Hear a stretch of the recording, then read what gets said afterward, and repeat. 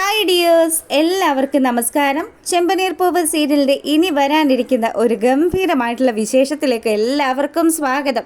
നമ്മുടെ സച്ചിത ഒരു ട്രിപ്പ് പോവുകയാണ്. അപ്പോൾ സച്ചി എപ്പോഴും പോകുന്നത് പോലെ തന്നെ ആര് വണ്ടിയിൽ കയറിയാലും അവരോടൊക്കെ നല്ല കമ്പനി അടിച്ചിട്ട് സംസാരിച്ചിട്ടൊക്കെയാണല്ലോ പോകുന്നത്. അങ്ങനെ ഇത്തവണ നമ്മുടെ സച്ചിയുടെ വണ്ടിയിൽ കയറിയിരിക്കുന്നത് ശ്രുതിയുടെ ബ്യൂട്ടി പാർലർ വാങ്ങിച്ചിരിക്കുന്ന ആ ലേഡിയാണ്. അപ്പോൾ പുള്ളിക്കാരിയെന്നും നമുക്ക് സച്ചിക്ക് അറിയത്തില്ല. അതുകൊണ്ട് സച്ചി അവരോട് വിശേഷങ്ങളൊക്കെ ചോദിക്കുക. മാഡത്തിന് ഇതിനു മുന്നേ ഈ സിറ്റിയിൽ കണ്ടിട്ടില്ലല്ലോ, മാഡം ഇവിടുത്തെ കാര്യമാണോ എന്ന് ചോദിക്കുക.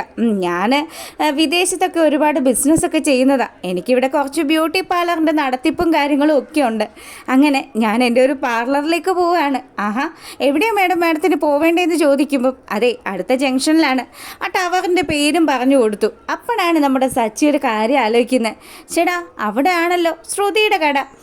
എന്തായാലും മേഡത്തിനെ അവിടെ കൊണ്ടുപോയി ഇറക്കിയേക്കാം. അങ്ങനെ ആ സ്ഥലത്ത് നമ്മുടെ ആ ഒരു മേഡത്തിനെ ഇറക്കിയിട്ട് സച്ചി അവിടെ ഇങ്ങനെ പൈസ വാങ്ങാൻ വേണ്ടി നിൽക്കുക. പക്ഷേ സച്ചി വണ്ടിയുടെ ഡോറൊക്കെ അടച്ച് വെളിയിൽ ഇറങ്ങുന്ന സമയത്ത് പുള്ളിക്കാരി നേരെ ആ ഒരു പാർലറിലേക്ക് കയറിപ്പോയി. അശ്വടാ, ഇവർ മറന്നു പോയതായിരിക്കുമെന്നും പറഞ്ഞ് നമ്മുടെ സച്ചി അവരുടെ പിന്നാലെ ചെല്ലുക. എന്നാലും ഇതൊരു വല്ലാത്ത ചതിയായി പോയി. മേഡം എന്നെ ഓട്ടം വിളിച്ചിട്ട് മറന്നു പോയത് തന്നെ ആവുള്ളൂന്നേ.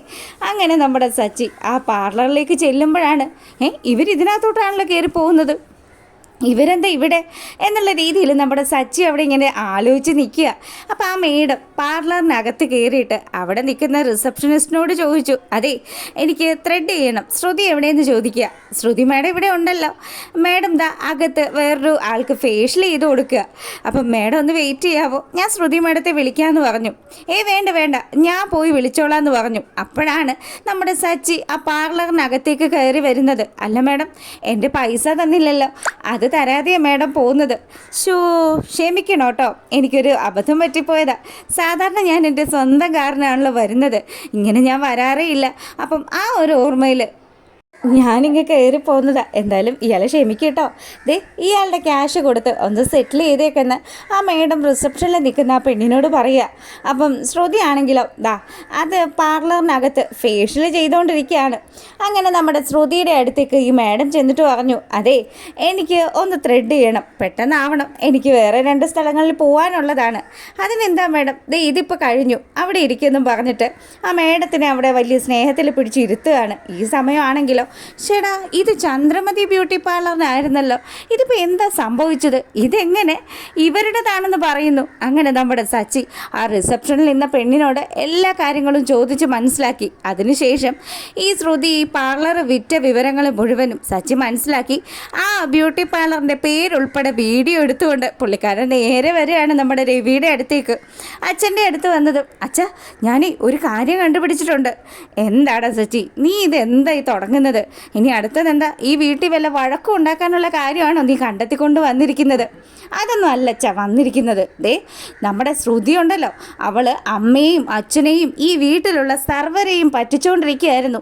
ശ്രുതി ഇവിടെ നിന്ന് ജോലിക്കാണെന്നും പറഞ്ഞ് ഒരു പാർക്കിൽ പോയിരിക്കുന്ന കാര്യമൊക്കെ അച്ഛനോട് ഞാൻ പറഞ്ഞതല്ലേ, അതുപോലെ തന്നെയാണ് അവൻ്റെ ഭാര്യയും.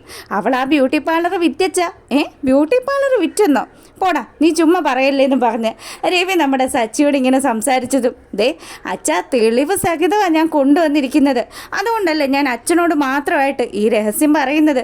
അമ്മയ്ക്കും മിക്കവാറും ഇതൊക്കെ അറിയായിരിക്കുമെന്നേ.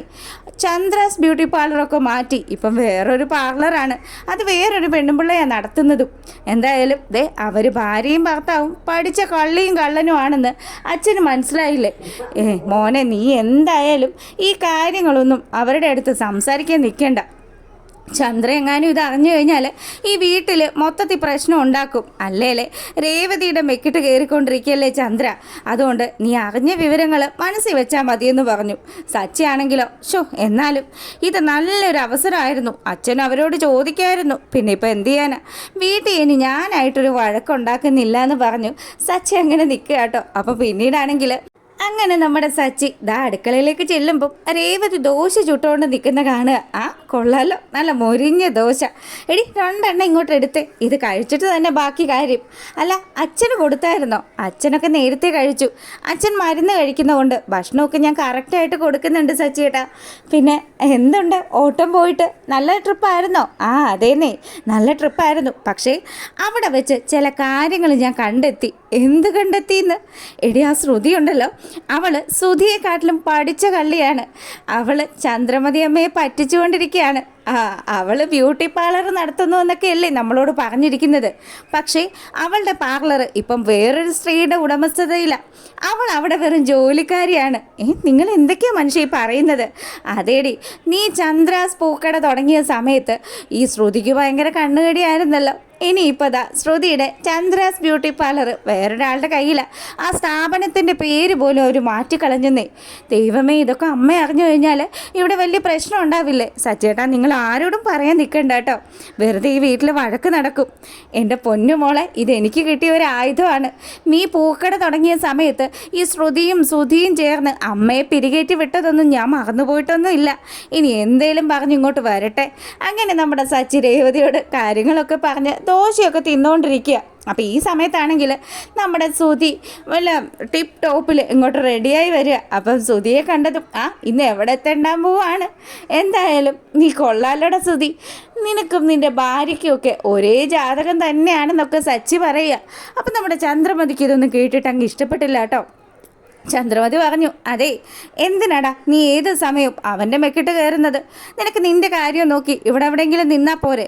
അവൻ വന്നിരിക്കുന്നു, നീ വലിയൊരു പുണ്യവാളനാണല്ലോ എന്നൊക്കെ പറഞ്ഞ് സച്ചിയെ കുറ്റപ്പെടുത്തുക. ഞാനൊരു പുണ്യവാളനാണ്. അതെ അമ്മേ, ഈ സുധി എന്തിനാ ഇങ്ങനെ എല്ലാ ദിവസവും പണിയും തിരക്കി നടക്കുന്നത്? അമ്മ ഒരു കാര്യം ചെയ്യ്, ഇവൻ എന്തെങ്കിലും ഒരു ബിസിനസ് തുടങ്ങാനുള്ള സംവിധാനം അമ്മ ഉണ്ടാക്കി കൊടുക്ക്. അപ്പം അവനും ഒരു ബിസിനസ് ആകുമല്ലോ. ഇപ്പം ശ്രുതി ബ്യൂട്ടി പാർലർ നടത്തുന്നത് പോലെയും രേവതി പൂക്കട നടത്തുന്നത് പോലെയും ശ്രുതിക്കും എന്തെങ്കിലും ഒരു കട തുടങ്ങി കൊടുക്ക്. അപ്പം അവൻ എങ്ങും തെണ്ടി നടക്കണ്ട. ആ പാർക്കിലൊക്കെ പോയിരുന്ന് ചുമ്മാ രാവിലെ മുതൽ വൈകുന്നേരം വരെ എന്തിനാ നാട്ടുകാരെ കൊണ്ട് പറയിപ്പിക്കുന്നത്? അങ്ങനെ സച്ചി കളിയാക്കിക്കൊണ്ട് നിൽക്കുമ്പം അങ്ങോട്ടേക്ക് ഒരു പുള്ളിക്കാരൻ, അതായത് ഈ തേച്ചൊക്കെ കൊടുക്കുന്ന ഒരാൾ വരികയാണ്. അപ്പം അയാൾ വന്നു, ദേ മേഡം, ഈ വീട്ടിൽ സാധനങ്ങളാണ്, ഒരു 360 രൂപയാകും. 360 രൂപയോ? ഇതെന്തായി കേൾക്കുന്നത്? സച്ചി നേരെ പോവാ നമ്മുടെ രേവതിയുടെ അടുത്തേക്ക്. രേവതി, നീ നിൻ്റെ ഡ്രസ്സുകൾ തേക്കാൻ വേണ്ടി കൊടുത്തിട്ടുണ്ടായിരുന്നോ? അയ്യോ ഇല്ലല്ലോ സച്ചിയേട്ടാ, എന്താ പ്രശ്നം? ദേ ഈ ചെറുക്കൻ വന്നിരിക്കുന്നു. ഈ വീട്ടിലെ തുണിയാണെന്നും പറഞ്ഞ് അവൻ 360 രൂപ തേപ്പ് കൂലി ചോദിക്കുക. അത് സുധിയുടെ തുണിയാണല്ലോ ഈ കാണുന്നത്. അപ്പം ഞാൻ കൊടുത്തിട്ടില്ല സച്ചിയേട്ടാന്നും പറഞ്ഞ് രേവതി അങ്ങ് മാറി നിൽക്കുക. അപ്പോൾ ഉടനെ തന്നെ ചന്ദ്ര പറഞ്ഞു, സച്ചി, ആ 360 രൂപ അങ്ങ് എടുത്തു കൊടുക്ക്. അയാളെ ഇവിടെ നിർത്തി കഷ്ടപ്പെടുത്തല്ലേ.